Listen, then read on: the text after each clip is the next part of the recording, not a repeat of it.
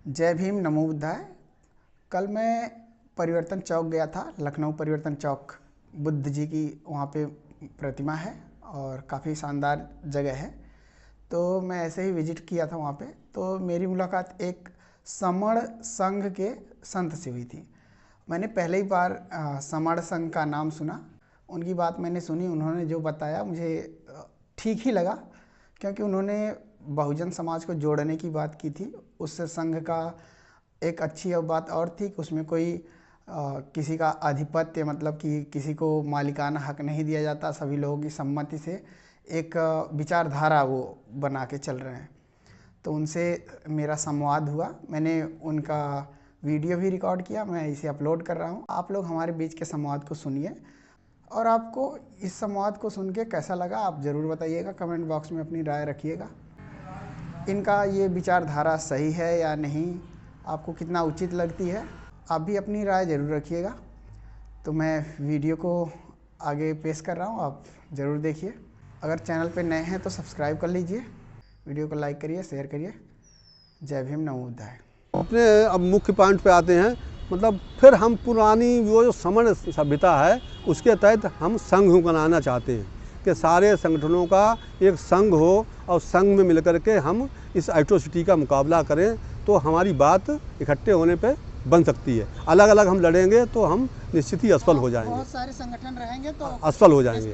तो संघ में अभी समण संघ जो बना है उसके 10 नियम बनाए गए हैं और बहुत बड़े सोच में बनाए गए। बन गया है, समण संघ बन गया। बड़े आपके लखनऊ में तो आज कई जगह संगति हो रही है। तो समण संघ के 10 नियम हैं वो बनाए गए हैं। पहली बात तो पहला नियम है केवल समण। हमारा जहाँ भी प्रोग्राम होता है उसमें सिर्फ समण लोगों को शामिल किया जाता है। मतलब अनुसूचित जाति, अनुसूचित जनजाति, बैकवर्ड क्लास और धार्मिक अल्पसंख्यक, इन 4 लोगों को ही शामिल किया जाता है। उसमें किसी प्रकार के बमण को हम शामिल नहीं करते हैं। जो कहीं भी कोई चाहे छोटा प्रोग्राम हो चाहे बड़ा प्रोग्राम हो, हम सिर्फ समणों को शामिल करते हैं और समण के मिलकर के हम अपना विचार रखते हैं, अपनी बात करते हैं। मैं बात आपकी समझ रहा, लेकिन जिस शब्द का इस्तेमाल आप कर रहे हो जी, इसको कहीं भी, अभी आप तो जानते हो, इसकी परिभाषा जानते हो, इससे जुड़े हो। जी ठीक है? जी जी तो आपको तो पता है जी कि जी हम समण किसको कह रहे जी हैं। जी लेकिन कहीं चले जाओ, अभी जहाँ लोग ना जानते हो वहाँ आप समण का नाम लोगे तो किसे समझ अभी आपने वंदना की थी ना, हाँ। हैं खंती चा शोभचस्ता समणानस दसनंग।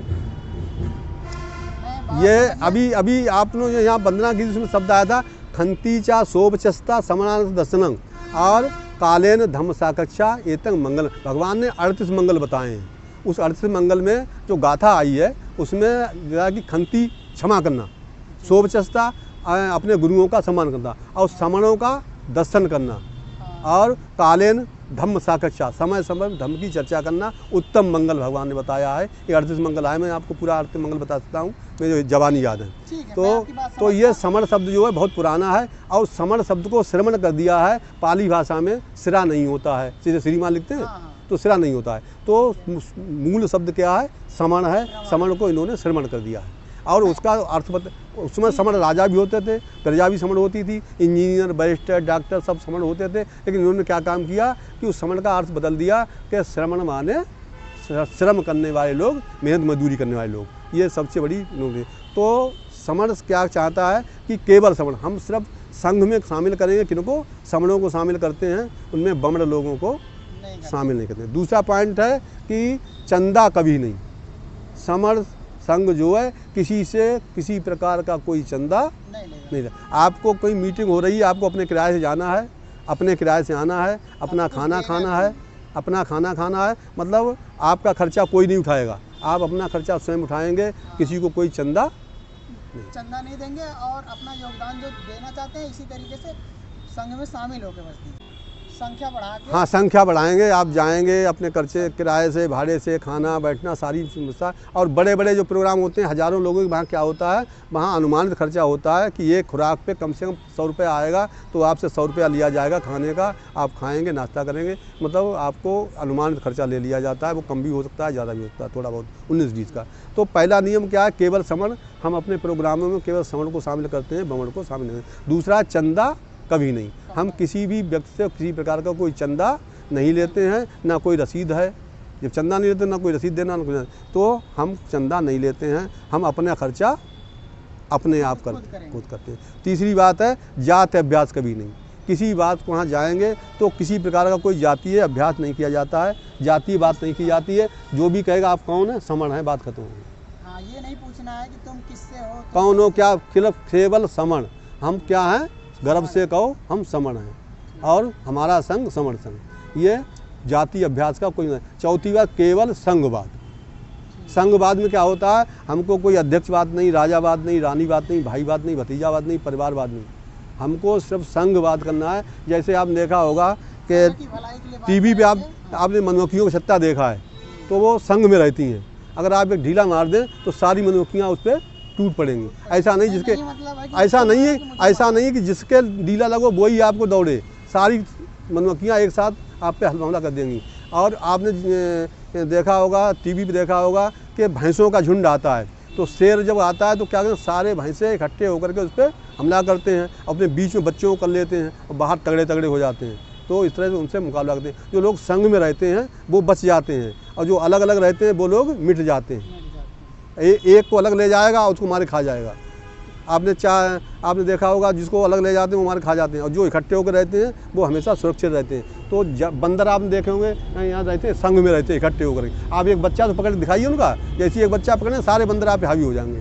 तो संघ में रहने से क्या होगा कि हम सब लोग मिलकर के मुकाबला करेंगे, तब तो हम सफल हो सकते हैं। और अगर हम अलग अलग अपने अपने संगठन से मुकाबला करें तो कभी सफल नहीं होते। होता क्या है, आज एक आदमी मेमोरेंडम दे रहा है, कल दूसरा संगठन मेमोरेंडम देता है, फिर तीसरा मेमोरेंडम संगठन देता है। उन्हें मालूम है कि हज़ारों लाखों संगठनों में बटे हुए लोग हमारा कुछ नहीं कर सकते हैं, इसलिए हमको संघ बनाना है और एक होकर रहना है। तो चौथा पॉइंट हमारा है केवल संघवाद। पाँचवा है पद, प्रतिष्ठा, मंच, माला कभी नहीं।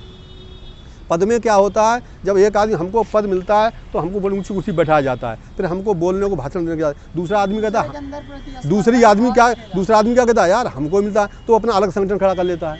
और उसको नहीं बोलने को मिला, ऊंची कुर्सी पर नहीं बैठाया गया, तो वो कहता है हमें बैठने दिया, हम इतने बड़े नेता हैं, हमको बैठने को दिया गया, चलो हम अपना अलग बना लेते हैं। तो संगठन हमेशा टूटते रहते हैं, काय को लेकर के, प्रतिष्ठा को लेके, मंच को लेके, माला को लेकर के। किसी को माला पहना दी बहुत बड़ी और हम तो अपने को हीन मानना था। जो लोग हैं वो तो वो क्या होता है कि वो संघ टूट जाते हैं। अभी बाबा साहब ने बनाई था बुद्धिस्ट सोसाइटी ऑफ इंडिया, उसमें पाटिल साहब अलग चला रहे हैं, भीमराव अम्बेडकर बाबा साहब के जो पोते हैं वो अपनी अलग चला रहे हैं, बाबा साहब के भाई के जो परपोते हैं राजरत्न वो अपनी अलग चला रहे हैं, और एक कोई इसके कारण आगरा के विधायक हैं, उन्होंने राष्ट्रीय बौद्ध महासभा अलग बना ली। तो इस तरीके से अपनी पद प्रतिष्ठा कायम करने के लिए, अपने को ऊंचा करने के लिए, अपना महत्व कायम रखने के लिए, अपना आहंग बनाए रखने के लिए, अपना प्राउड बनाए रखने के लिए क्या करते हैं लोग, दिन पे दिन नए नए संगठन बनाते चले जाते हैं और हमारा समाज जो छिन्न भिन्न होता चला जाता है। जब हम इकट्ठा होंगे तो पद कोई नहीं होगा, किसी की कोई प्रतिष्ठा नहीं, सारे लोग ज़मीन पर बैठेंगे तो ज़मीन पर बैठेंगे,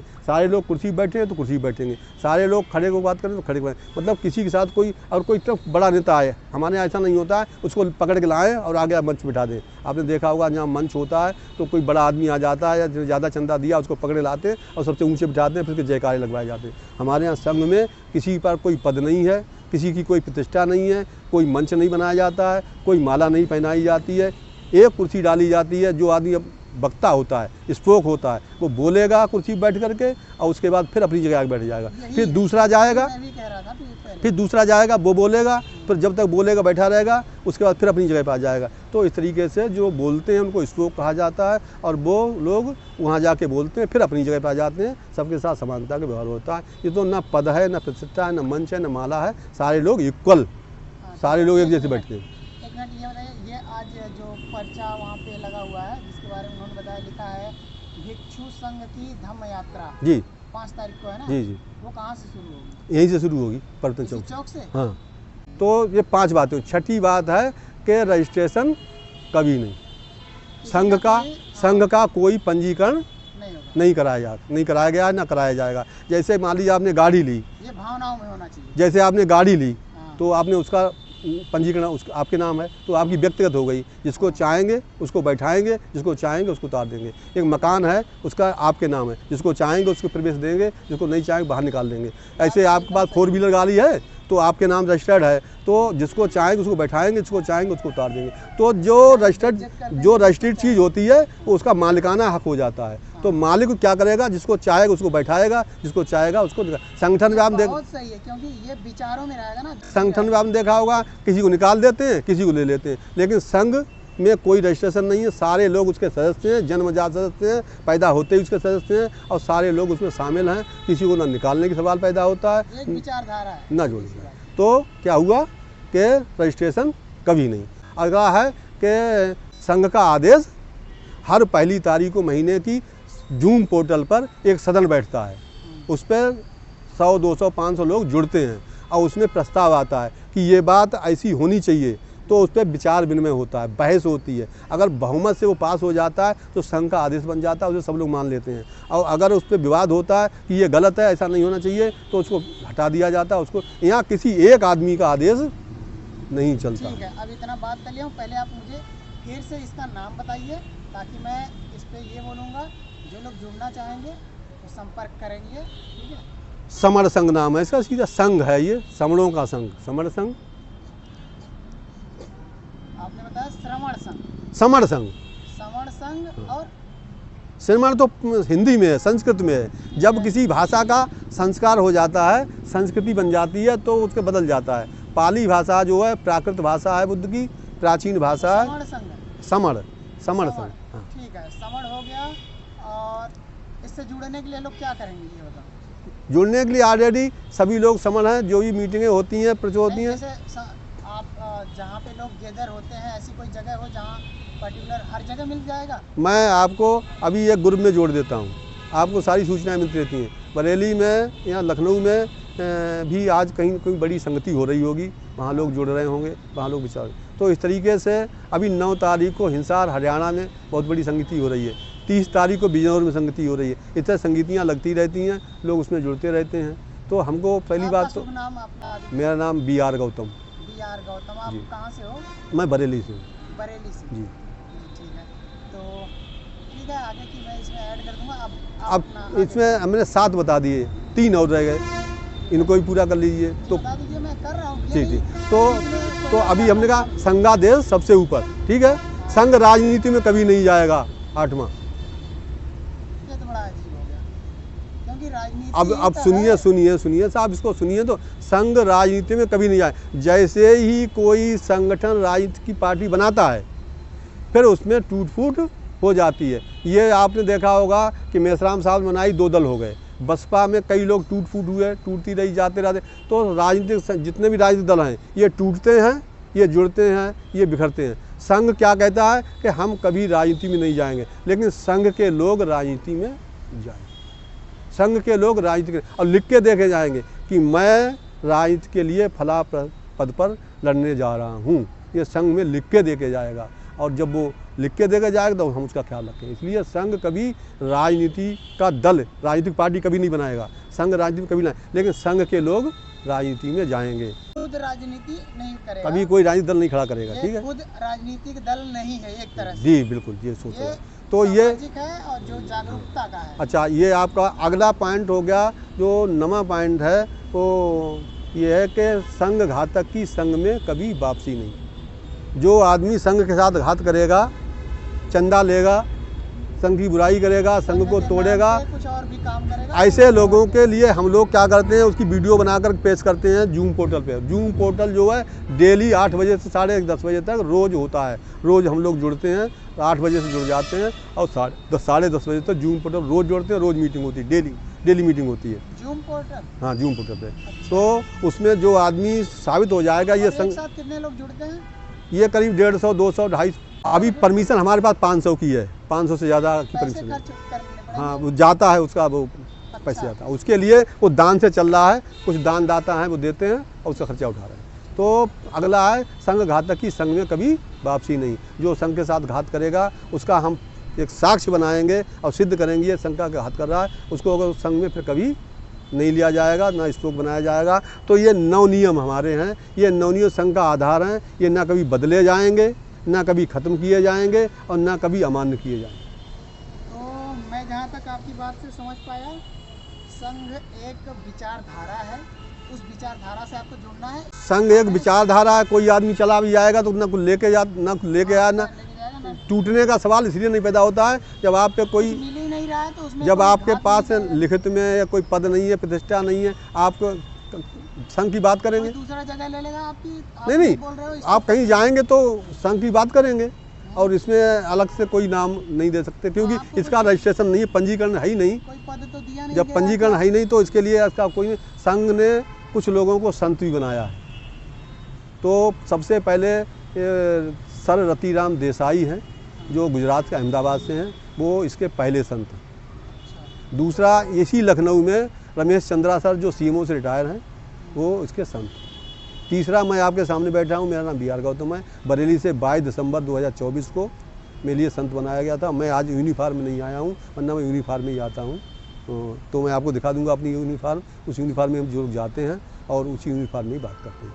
चौथा संत जो बनाया गया है वो उन्नाव के BN कुलील साहब, उनको संत बनाया गया। इसी लखनऊ में बनाया गया था, वो उन्नाव के हैं। 5वां संत दादर में फूलाताई, जो वो हैं क्या नाम महिला हैं, उनको संत बनाया गया है। और 6ठा संत जो हैं वो मध्य प्रदेश में अनुराग प्रकाश सर हैं, उनको 6 लोगों को संत बनाया गया। अभी दिल्ली में प्रोग्राम होने जा रहा है, एक प्रेमदास सर हैं, उनको संत बनाने की प्रस्थान चल रही। हम लोग संघ के लिए समर्पित होते हैं, पूरा काम हमारा संघ में जुड़ा रहता है। हम किसी से कोई चंदा नहीं लेते, किसी को, सारे लोग अपना खर्चा अपने आप उठाते हैं, किसी से कोई फर्क नहीं। अब ये बताइए, संघ में हम क्या बताते हैं लोगों को, क्या कहते हैं?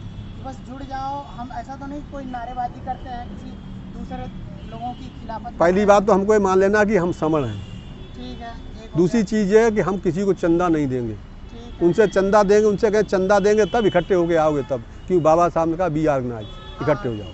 तो चंदा देंगे तब इकट्ठे होके आओ, तब हम किसी को कोई चंदा नहीं देंगे। तीसरी बात है, किसी भी पद प्रतिष्ठा हमारे यहाँ नहीं होती। जो संघ के नियम है इनको फॉलो करना है। इसके अलावा उसके बाद हम जब इकट्ठे हो जाएंगे तो आप प्रस्ताव लाएंगे कि हमको क्या करना है।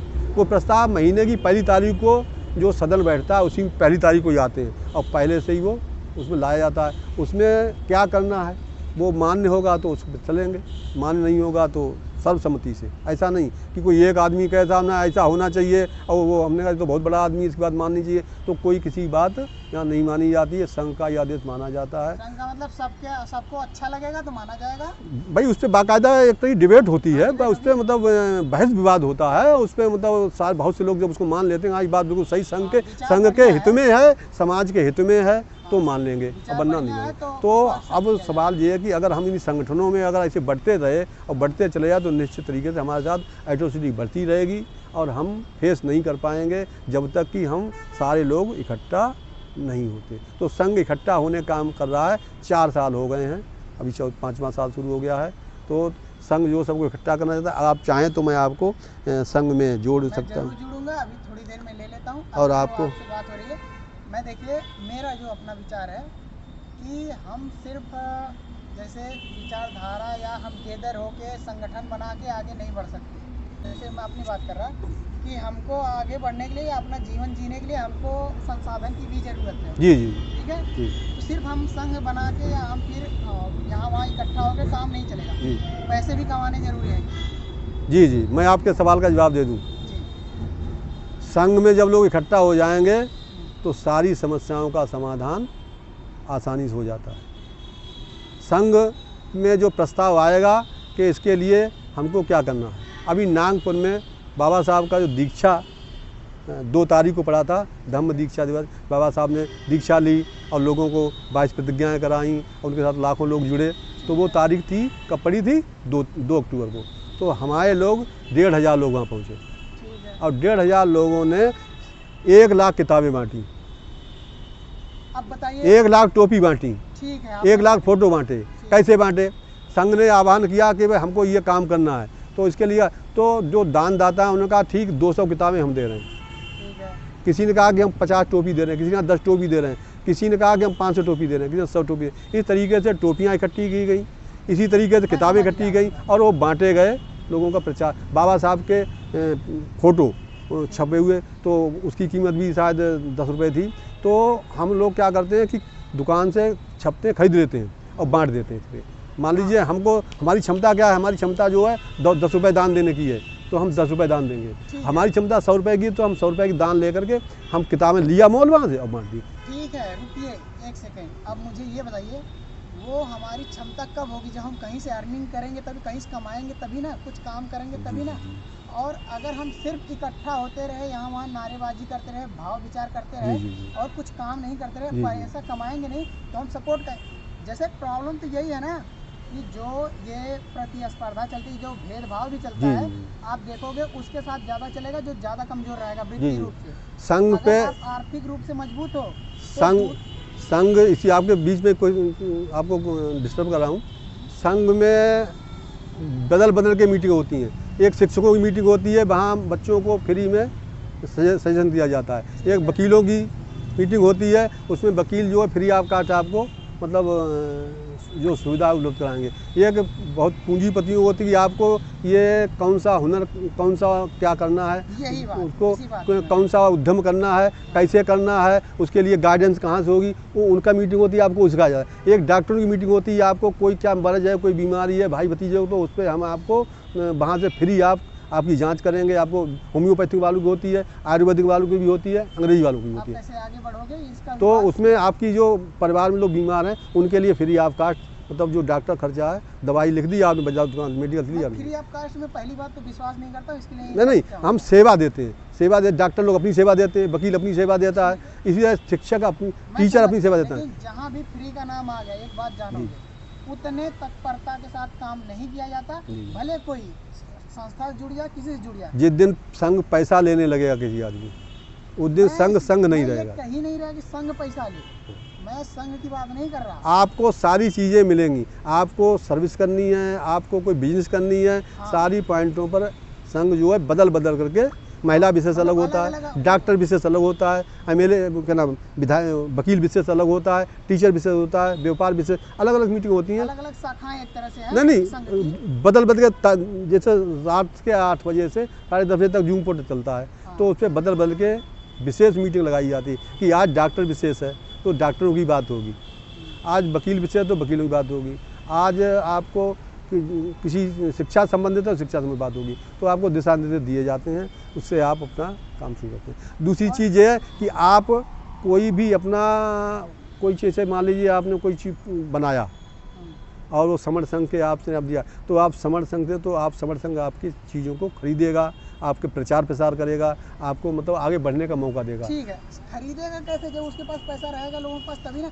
उनको कुछ करना चाहिए। मान लीजिए हमें कप लेना है, और कप जो है हम बाजार से खरीदते हैं, तो हम वहाँ से ना खरीद के हमारा जो समर संघ का जो दुकानदार, हम उससे खरीदेंगे। मान लो समर संघ से बहुत सी चीज़ें हैं, जो चीज़ें हम बाजार मार्केट खरीदते हैं, लेकिन अगर समर कहीं और से लेने के बजाय हम अपने समर के लेंगे, तो हम वहाँ से लेंगे। तो अभी प्राइमरी स्टेज है, सारी चीज़ों को आप जुड़ेंगे, आप प्रस्ताव लाएंगे, आप रखेंगे, तो आपका जो मतलब संघ के हित में होगा तो माना जाएगा, उसको स्वीकार किया जाएगा। लेकिन सबसे पहले हमें जुड़ना है। जब जुड़ेंगी नहीं, जुड़ने नहीं है, जब तक जुड़ेंगे नहीं तब तक हम किसी बात को कैसे रखेंगे, कहाँ रखेंगे और कौन मानेगा। तो संघ जो है डेली 8 बजे से 10:30 बजे तक आपसे लूँगा, मैं जुड़ूंगा भी। और दूसरी बात, मैं ज़्यादा वो कहते हैं ना घंटोल जो बोलते हैं, बुरा शब्द है, लेकिन मैं हर चीज़ में इंटरेस्ट वैसे नहीं लेता कि कोई भी कुछ भी बोले, मैं सुन तो लूँगा, लेकिन मानूंगा तभी जब मुझे लगता है कि हाँ ये उचित है। ठीक है, मेरा अपना भी बुद्धि विवेक है। बिल्कुल बिल्कुल। मेरा जो विचार है कि अगर आप समाज को आगे बढ़ाना चाहते हो तो पहला काम करो कि खुद आगे बढ़ जाओ। तुम्हारे पीछे लोग, तुम्हारी प्रतिस्पर्धा में कितने लोग तुम्हारे लोग बढ़ जाएंगे, उनको खुद ही नहीं पता चलेगा। और जैसे मैं अच्छा खासा कर ही रहा था, मेरी सैलरी ठीक ठाक थी, जो मुझे चाहिए 30-35 हज़ार 40 हज़ार तक मुझे मिल जाता था, लेकिन मुझे समय नहीं मिल पाता था। तो मुझे लग रहा था कि मैं गुलामी के लिए पैदा हुआ हूँ, मैं किस लिए पैदा हुआ, मैं जॉब किस लिए कर रहा हूँ। मान लो घर वालों को दे रहा हूँ, घर वाले ठीक हैं, वो खुश हैं, मैं उसमें कहाँ हूँ। ऐसे ही करते करते आज 1 साल बीत गया, कल 10 साल बीत जाएगा, शादी विवाह करने के लोग चक्कर में पड़ गए, तो मैंने जॉब छोड़ दी। अभी शादी विवाह के चक्कर में लोग नहीं है, क्योंकि फिर से लोग सोच रहे हैं कि जॉब करें तो बात किया जाए। मैं चाहता हूँ, उनकी उम्मीद थी कि 10, 20, 30 हज़ार जो कमा रहा है ये ठीक है, चल रहा है। मेरी उम्मीद थी कि भाई मैं लाख, 2 लाख, 10 लाख कमाऊँ। मेरे दोस्त हैं उसी कॉलेज से पढ़े हुए, 1-1 करोड़ का पैकेज है उनका साल का, 10 लाख 15 लाख कमा रहे हैं। तो मेरी भी ऐसी उम्मीद थी, पर यह है कि फाइनेंस या तो आपके पास समय है या फिर वो नहीं है, मतलब या समय है या पैसा है। तो जब मैं जॉब छोड़ दी तो अभी पैसा नहीं मेरे पास है, तो मैं बीच का रास्ता निकाला कि ऐसा काम करूँ कि मुझे मतलब पैसे भी आएँ और मैं लोगों की मदद भी कर पाऊँ, मैं आगे लोगों को और प्रमोट करूँ। मैं शिक्षित हूँ, लोगों को और शिक्षित करूँ, तो इसलिए मैं आ गया सोशल मीडिया की तरफ और मैं लोगों से इंटरेक्ट करना चाहता हूँ धीरे धीरे। मतलब सोशल मीडिया में बहुत पैसा है, थोड़ा बहुत नहीं है, और लोग यूट्यूबर बन के अच्छा खासा पैसा कमाते हैं। कुछ लोग तो सिर्फ शौक का करते हैं काम, कुछ लोग उसमें हितैषी का भी काम करते हैं, जैसे गरीबों का मदद करना या फिर उनको शिक्षित करने का भी काम करते हैं। आप बहुत यूट्यूबर का देखते होंगे वीडियो वगैरह, तो ऐसे ही मैं भी सोशल मीडिया के थ्रू सामाजिक कार्य करना चाहता हूँ अभी। लेकिन मैं लगा हुआ हूँ और बीच में तो मैं ज्वाइन करने वाला हूँ, फिर से जॉब ज्वाइन करूँगा। तो मुझे नहीं लगता कि इतना जल्दी आसानी से इस पे सफल होते हैं। नहीं, आपको पर मैं इस धर्म वाले से अपने निश्चित तौर पर आप किसी न किसी जैसा मिले, छोटा बड़ा, उसमें आप जुड़ जाइए, क्योंकि अगर आप उससे जुड़े होंगे तो आपके मानसिक शांति मिलेगी आपको कि एक निश्चित रोजगार है। और आप नहीं जब तक जुड़ते हैं तो एक टेंशन होगा कि हमारे सब कुछ करने के बाद आएंगे, कितना भी तो कुल मिला के मान लीजिए हमने कहीं मान लीजिए आपको बड़ा पैकेज नहीं मिलता है, आपको छोटा पैकेज मिलता है। मान लीजिए आपको मिला 50,000 महीने का, तो हम उस पर जुड़ गए, फिर हम जुड़े, अगर हमें अवसर मिला कि अब कहीं इससे ज़्यादा, तो हम उसको छोड़ के दूसरे में जा सकते हैं। चलिए ठीक है, अब मेरी बात छोड़ दीजिए, मैंने आपको बीच में बात बता दी, मैं जुड़ूंगा जी। और आपका मतलब संघ से संबंधित कोई रोजगार भी प्रोवाइड करने का काम करता है संघ, जैसे लोगों को? नहीं, संघ अभी इस पोजीशन में नहीं आ पाया है कि किसी आदमी को आर्थिक सहयोग करे या किसी प्रकार का कोई उसको रोजगार प्रोवाइड कराए।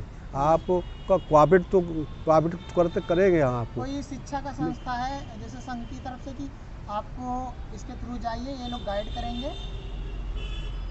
शिक्षा के अभी चूँकि 4 साल के बीच में हमने किसी से लिया नहीं है, तो शिक्षा बनाने के लिए हम सिर्फ इकट्ठे होने की बात कर रहे हैं, और इकट्ठे होने के बाद में हम जब इस लायक हो जाएंगे कि हम कोई ना कोई अपना वो कर सकें तो सोचेंगे। आप अपना व्यक्त करिए, हम सपोर्ट करेंगे, लेकिन संघ कभी इस पचड़े में नहीं पड़ेगा कि हम पैसे लेकर के कुछ करें, तो उससे फिर संघ नहीं रहेगा, फिर वो टूट जाएगा, निश्चित तौर पर निश्चित टूटेगा। सीधे एक विचारधारा संघ विचारधारा है। अगर आपको अच्छा लगता है तो जुड़िए, नहीं अच्छा लगता है तो संघ, भगवान बुद्ध ने कहा अहिपस्य को आओ और देख लो, मैं मार्गदाता हूँ, मैं मोक्षदाता नहीं हूँ। तो भगवान बुद्ध एक रास्ता बताते हैं, अच्छा लगे चलो।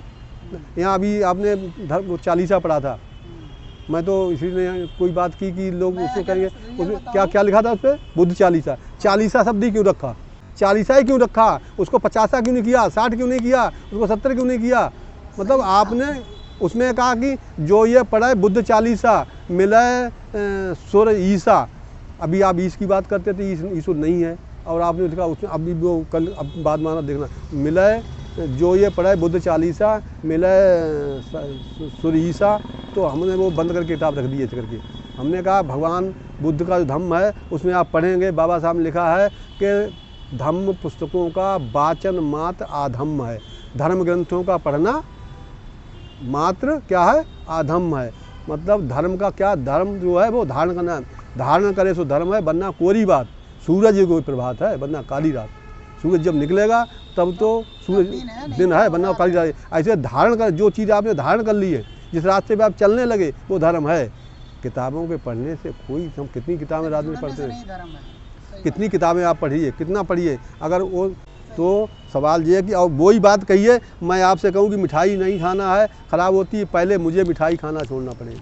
सही बात है। मैं मिठाई खाता रहूँ और आपसे कहूँ कि गुड़ खाना अच्छी बात नहीं है, तो ये हमारी बात का कोई वजन नहीं होगा। और कभी अब पकड़े गए हम तो क्या ये वही नालायक है जो खुद खाता, हमसे कहता मिठाई मत खाओ। तो सवाल ये है कि उतना बोलो। जितना ये विपස්සना सेंटर है यहाँ लखनऊ में, तो वहाँ पर जो हमारे गोयनका सर हैं तो वो कहते हैं यथावादी तथाकारी, और यथाकारी तथावादी। उतना कहो जितना करते हो, और जितना करते हो उतना कहो। यथावादी, जितना आप कर यथावादी, जितना का ही बयान दो। यथावादी तथाकारी, जितना बोलते हो उतना करो, और यथाकारी तथावादी, जितना करते हो उतना ही बोलो। ऐसा नहीं कि बहुत बड़ा बोलो। हाँ कहने से कुछ नहीं होगा, सीधी बात। तो प्रैक्टिकली जीवन में, इसलिए किसी के वहाँ लोग हम आए पहली बार तो हमने वो किताब रख दी, उस पर कोई टीका टिप्पणी नहीं की। अच्छा, आप यहाँ पे अब यह बात शब्द आदि महात्मा, बुद्ध के धम्म में कहीं भी महात्मा शब्द का, कहीं ईश्वर शब्द का। मैं बीच में इंटरप्ट करना चाहूँगा, एक बात बताऊँ आपको। हमको हर चीज़ को, किसी चीज़ को आधार बना के हर बार बोलना नहीं है जी हमारा खुद का बुद्धि विवेक है जी। हम इतना, हमारा जैसे जैसे एज बढ़ता है हम अनुभव हमारा बढ़ता जी है, जी ठीक है। तो हमको खुद से भी सोचना है। जैसे आपने कहा ना कि नहीं उन्होंने ये कहा वो कहा, उनका देख लो पहले, फिर अपना खुद विचार करो क्या सही है, ठीक है। बुद्ध, जैसे मैंने वहाँ लिया था, मैंने किताब देखी थी। बुद्ध ने सारे चीज़ों को ओपन किया है, आप जितना चाहो उतना ढूंढ लो, इतना पढ़ो। बुद्ध ने कहा कि ज्ञान क्या होता है, 3 तरीके से होता है। एक होता है श्रुतिमयी प्रज्ञा, प्रज्ञा मीन्स ज्ञान। एक होती है चिंतनमयी प्रज्ञा, एक होती है भावनामयी प्रज्ञा। तो जो श्रुतिमयी प्रज्ञा सुन के जो बात हमने जानी वो कल्याणकारी नहीं है। ठीक है, वो बात तो सही है सुनने से, लेकिन वो हमारा कल्याण नहीं करेगी। फिर होती है चिंतन में, फिर हमने बैठ के चिंतन किया कि ये सही है कि गलत है, करें या ना करें, उससे भी हमारा कोई कल्याण होने वाला नहीं है। और फिर होती है भावनामयी प्रज्ञा, जिसको हम अपने अनुभव पे उतारें। अनुभव से जो जाना जाता है वो सही होता है, वही कल्याणकारी होता है। अब आपको पता है पूरे समाज में एक चल रहा है, जी भगवान को, बुद्ध जी को कोई बुद्ध जी नहीं कहता, जी। भगवान बुद्ध कहता है। जी। सुना होगा कि नहीं आपने? हाँ, भगवान बुद्ध कहते हैं। अब ये बताओ, अधिकतर जनसंख्या हमारी तो अनपढ़ है, जी जी जिनको नहीं पता, जी जी तो उनको आप अचानक में बोल दोगे वो भगवान नहीं है, तो तुमसे लड़ जाएगी खुद ही तुम्हारी वाली जनसंख्या जो है वो तुम ही से जी, लड़ेगी। वो भगवान उनको सही तरीके से यही बात समझाओ जी कि उनको ये समझाने के बजाय कि नहीं वो भगवान नहीं है, उनको ये समझाओ कि भगवान का मतलब वो होता है जो आपकी रक्षा करे, जो आपको सही मार्ग दे, जो आपको सिखाए सही। भगवान ये नहीं है, भगवान का मतलब चमत्कारी नहीं होता। उनको ये समझाओ। भगवान एक टाइटल है, भग रागोती भगवान, नहीं, आप भग दोषोती उसका भगवान। अर्थ मत निकालो इस तरीके से वो लोग नहीं समझेंगे। जी जी आप मुझे समझा सकते हो, जी जी जो अनपढ़ है, जी, जिनके जी, अंदर जिन्होंने सदा जी सदा जी से जी जी चमत्कार की कल्पना जी, की जी। है, आशा की है कि मैं ऐसे नमन करूंगा जी, जी। और मेरे सारे दुख दूर हो जाएंगे। उनको ये नहीं कह सकते कि नहीं ये भगवान नहीं है, ये या इसमें भगवान का ये अर्थ मत बताओ। जी उनको एक कॉन्सेप्ट बताओ। अगरबत्ती भी मत चढ़ाने से मना मत करो, जी। बताओ ये अगरबत्ती हम अपने इस महापुरुष का सम्मान करते हैं। जैसे दादा मर गए, जी, दादा के जी। मरण में भी हम वहाँ पे लगाते हैं अगरबत्ती, जी, जी। तो उनके अंदर वो नहीं आ गया शक्ति थे, कल तक हम उनसे मिलते थे। जी तो हमने ये समझा कि दादा सम्माननीय है, जी जी हमारे पूजनीय है, हमारा इन्होंने क्या रखा। जी जी इसी तरीके से भगवान जिसको तुम कह रहे हो, इस भगवान का भी अर्थ ये है कि हम जो है ये हमारे लिए अच्छा काम करके गए। हम बेकार स्थिति में थे, हमें जानवर के बराबर सुलूक किया जाता था, वहाँ से हमें अच्छे मार्ग पे ले आए। इन्होंने बताया कि सबको जीवन मिला है, कोई 100 साल से ज़्यादा नहीं जिएगा, जी। बहुत ज़्यादा एक लिमिट है हाँ, सबकी, मैक्सिमम किसी वर्ग का हो, किसी देश का हो, कहीं का भी हो, एक निश्चित आयु है, आयु बाद वो समाप्त हो जाएगा। बड़ा छोटा हुआ कैसे, ये उनको समझाना पड़ेगा कि आप ये मत समझो, चमत्कार की आशा करना बंद करो। एक बात खुद सुन लो, ठीक है, किसी बच्चे को जो स्कूल में पढ़ने गया बच्चा हाँ, और उसको गलत पढ़ा दिया तो वो उसके जहन में भर गया, तो वो जो गलत भर गया उसको निकालने में मुद्दत लग जाएगी, बहुत कठिन बात। लेकिन उसको तो डाइवर्ट करते हैं ना, नहीं बहुत जल्दी सवाल ये है कि हम उसको सीधा सीधा पढ़ाएं कि भगवान ने हमको एक रास्ता दिया है। भगवान, अब फिर से आप भी यही बात बोल रहे हो। अब मैं, हो सकता है आपके भी दिमाग में भगवान हो, लेकिन बुद्ध भगवान नहीं है, आप जानते हो कि नहीं? नहीं है, हाँ, है, नहीं है, है, कैसे हैं? ऐसे हैं। किसी आदमी को जब वो IAS कर लेता है तो उसे हम क्या कहते हैं, जिला अधिकारी या DM कहते हैं। कोई आदमी MBBS कर लेता है तो उसको क्या कहते हैं, डॉक्टर साहब कहते हैं। हाँ, कहते ना कहते, ठीक है, कोई आदमी MBBS करने के बाद डॉक्टर हो जाता है, ठीक है, हैं? तो इसी तरीके से भगवान एक डिग्री है, एक पदवी है, भग रागोति भगवा, बुद्ध दोषोति भगवा, बुद्ध मोहोति भगवा। भगवान ने राग, द्वेष और मोह यानी मूढ़ता को समाप्त करके इस डिग्री को प्राप्त किया, इसलिए वो भगवान है। और कोई भी व्यक्ति भगवान हो सकता है। बुद्ध में ये नहीं कहा कि मैं ही भगवान हूँ, इसके अलावा और कोई भगवान नहीं है। अब तक आप 28वें बुद्ध हैं, इससे पहले 27 बुद्ध और हो चुके हैं।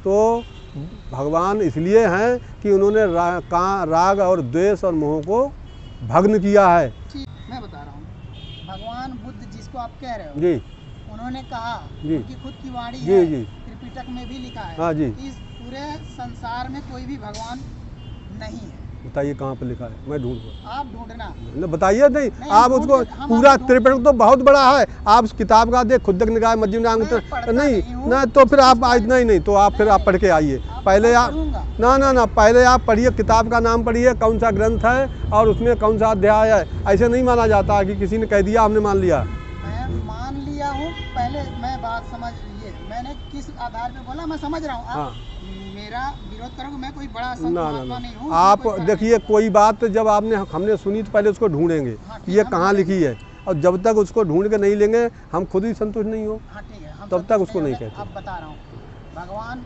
जिसको हम भी भगवान ही कहते हैं, ठीक है जी जी, लेकिन इन्होंने खुद कहा इस सृष्टि में जी कोई भी भगवान नहीं है, ईश्वर नहीं है। कोई भी भगवान और ईश्वर में अंतर है। नहीं, अंतर नहीं है। अब वो एक एक शब्द का आप अर्थ निकालो तो अलग बात है, लेकिन जब भी ईश्वर कोई कहता है आपका भी दिमाग में यही आता होगा, ईश्वर भगवान और जो भी है यही चीज़ हमने मिसकर गड़बड़ कर दी कि हमने ईश्वर को भगवान मान लिया, भगवान को ईश्वर मान लिया, जबकि दोनों चीज़ें बिल्कुल अलग हैं। ईश्वर पराप्रकृति से संबंधित है, भगवान एक पदवी है, एक ज्ञान प्राप्त करने के बाद मिली है, और वो ईश्वर से भिन्न है। लेकिन यहाँ क्या लोग करते हैं कि ईश्वर और भगवान को एक रूपता दे देते हैं। चलिए पहले थोड़ा डिबेट आगे बढ़ा लेते हैं, बाद में हम आपको फिर से रिकॉर्ड करेंगे।